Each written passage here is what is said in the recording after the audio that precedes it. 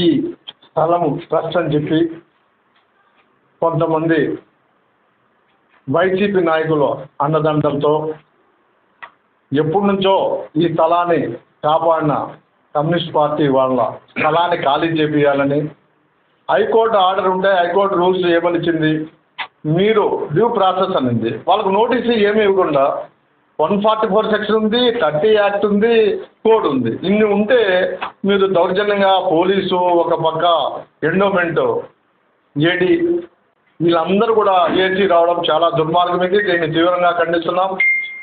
నిజమైన ట్రస్ట్ వాళ్ళు కాదు. ఆ దినం మాకంతా బాగా తెలుసు. నారాయణ రెడ్డి గారు అయితేనేమి, ఆంజనేయులు అందరూ ఉన్నారు, రవిశంకర్ రెడ్డి.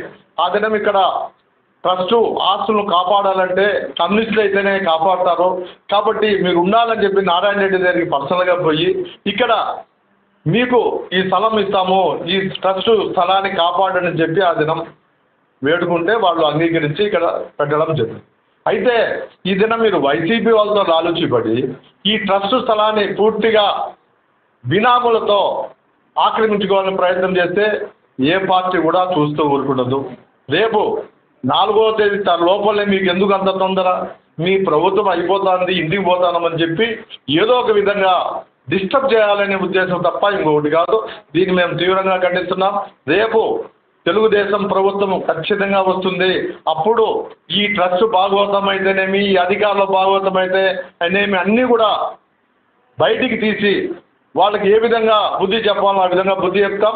ఈ దినం వైసీపీ పార్టీకి స్థలం ఉంది, కాంగ్రెస్ పార్టీకి స్థలం ఉంది.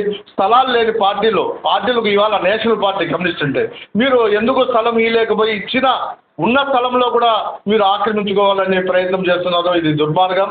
కాబట్టి తప్పకుండా ఈ పార్టీకి మేము పూర్తిగా తెలుగుదేశం పార్టీ అండదండలుగా ఉంటుంది. మేము కూడా మీతో పాటు ఈ స్థల వివాదాన్ని మేము కూడా ముందుంటామని చెప్పి తెలియజేస్తాం.